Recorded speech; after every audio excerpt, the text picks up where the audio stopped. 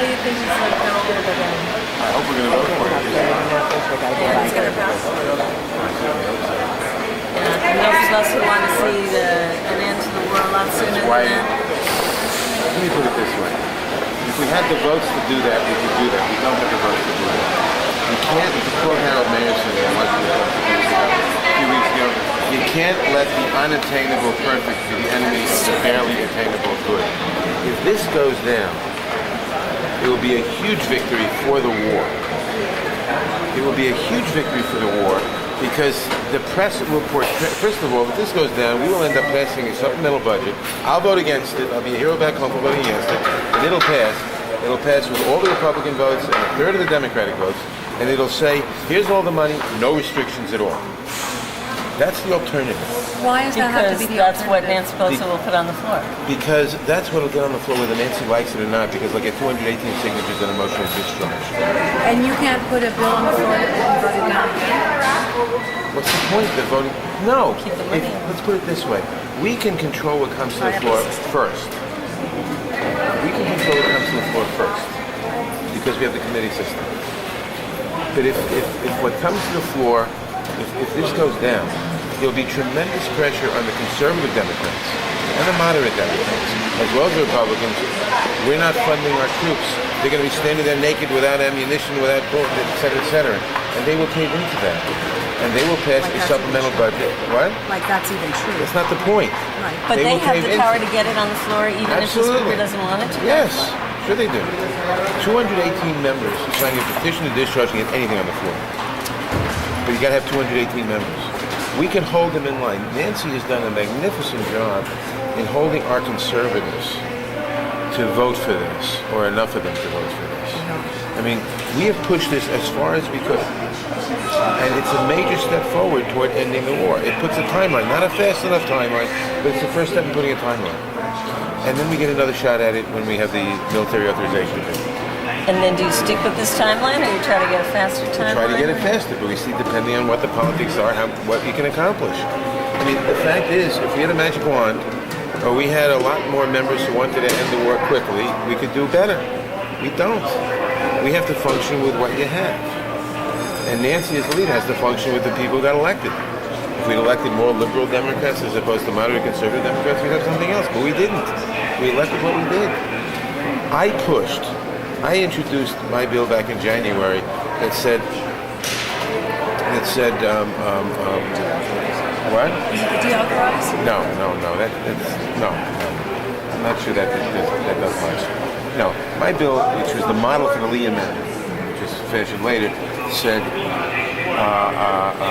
you can have the money, but you can only use it to protect the troops and to withdraw them on the following timeline. And I put down December 31st, 2007. And you can also use it for diplomatic conferences and for economic and social reconstruction, period. And you may not increase the number of troops at any point. It's a one-way ratchet downward. That was my bill. And we pushed for enforceable language. We didn't, and I tried to, and I got the Out of Iraq Caucus and the Progressive Caucus. It took me a month, but I got them to agree that we had to use the power of the purse and that this is the way to do it. And we were being told that the only power Congress has is the power of the purse, and that you can't use the power of the purse because that would be seen that would be seen as abandoning the troops. And I said, all right, look, shift the rhetoric. Don't say we won't give the money. Here's the money, but you can only use it for protecting the troops, drum rolls, and withdrawing them on the timeline. As long as you have the timeline in there, that's fine. Now, and I opposed it until we got real language in the bill that says, now it doesn't use the power of the purse, but that's not material here, because it's legally binding language that says that after a certain date or after earlier dates, if certain conditions aren't met, you may not deploy or maintain troops in Iraq. You may not deploy or maintain. Look at page 78 of the bill. Yeah, now there are some exceptions to that. The exceptions are too large. But again, enough for an occupation. No, I don't think Enough so. for I don't think so. 68,000 troops. I don't think that either. But I'm not going to. I don't know. But that's a hell of a lot better than what we have now, and it's the best we can get. Now, what have some people been holding out for? They've been holding out essentially to say use the power of the purse. Well, that would be. I'm not even sure that would be better. It's nice, but Congress has very strong powers besides the power of the purse. If we say, we command, you may not deploy and maintain troops after a certain date except for some exceptions, they may not. Now, the administration might go to court, or whatever, but they go to court even if we said the power of the purse. I mean, so it doesn't change that. The point is, you have a choice at this point. Like, if you're developing a new car or a new product, you can keep adding to it, you can keep it improving. At some point, you got to freeze it and go into production, and then you can save more improvements for the next model. We got as far as we could on this. It's a hell of a lot better than the alternative. At this point, if you vote for it, or if it passes, it will be seen. Every headline in the country will be Bush repudiated. Congress, for the first time, is putting its foot down and saying we want an end to this war. Maybe not as fast as you and I would like it, but we're going to put an end to the war. If it is voted down, Congress supports an indefinite war. That's our choice at this point. And that's why I'm going to vote for it. Well, how do we know it's not going to be another Vietnam with 31 amendments and months and months and years and more? You know something? You don't know. You don't know. I can't assure you anything. All I can say is that this is the best we can do with the political situation in Congress now, and that it's better than the other way. Far better than the other way. And that's why we have to do it. Why couldn't we get a vote on Barbara Lee's amendment just to see where people The real stood? reason? Yeah. Because Nancy feared, and I would agree with her, that if we had a vote on that amendment, we might get only 75 to 100 votes. And that would be interpreted as a great support for the war. You don't want a vote if you're not... If we could be assured... Yeah, if we could be assured that we... Now, she wouldn't say this out loud. She wouldn't go to the anti-war movement to say this is why I didn't allow that vote. That's the real reason. I mean, if we had some assurance that we get 175 votes for that amendment, we would have put it on the floor. I actually don't entirely agree with you on that. You know, she can't go to the anti-war movement. I think she could have met with the leadership of the anti-war movement and explained a little bit better her strategy. Not just move on. Maybe. Not just move on. I don't know what she did behind the scenes. Yeah, who she met with them. I have no idea what she did. I'm not part of the leadership in that sense. And I'm not going to defend everything she did or didn't do. What I'm saying is that's the real, that's the reason she's articulated to me. And we asked her. And it makes sense. Because we asked her, I said, why don't we do this? We could, and I helped write the Lee Amendment after all. But it could, the Lee Amendment could have been introduced, it could have been voted on, and you could still have passed the bill as it is. And it would have been defeated, and we would have had a better count. No. But getting the count isn't the point. If we pass this today, and we had a vote on the Lee Amendment got 70 votes, Right. it would be terrible. Well, the Lee Amendment would be out, and then you'd vote on the supplemental as it is today. But the impact in the country would be that the people who want a swifter end to the war only had 70 votes, and that 300 people in the House said no.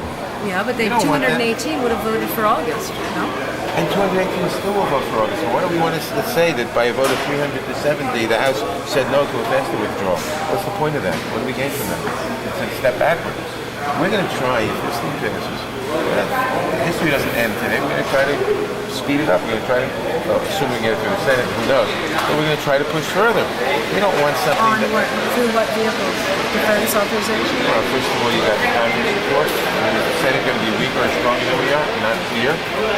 Then you got the defense authorization bill and the appropriation bill. You have plenty of it. This is the beginning of the game, not the end of the game.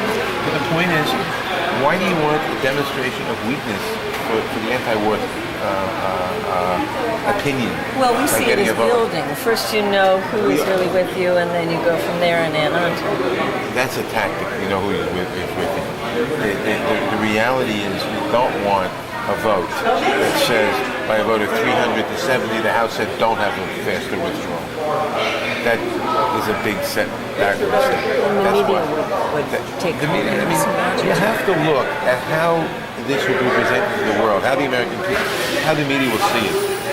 And that's one of my arguments I've been making to some of my liberal friends who want to say, listen, if you vote against this, imagine what happens. There are two possibilities. It's going to pass today or it's not.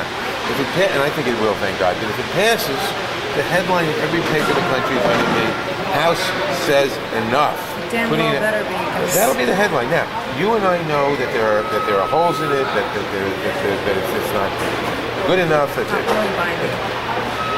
binding up to a point, but it's not totally binding, etc. But what's the basic headline going to be? House supports end to war. Bush threatens veto. Bush humiliated. Pro-war people humiliated. And you want to vote against that?